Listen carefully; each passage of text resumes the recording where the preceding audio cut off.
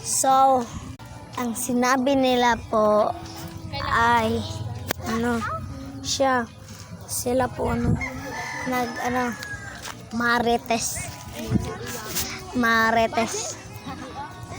marites ng marites. Ano ba yan? Marites ng marites. Marites ng marites, ganyan no? Marites, mga marites. Marites. Oh, saan ako din ka?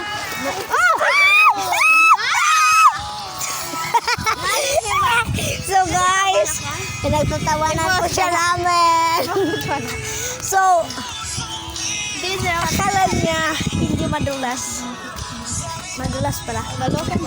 So, sulong marites ng marites, walang ginagawa sa buhay.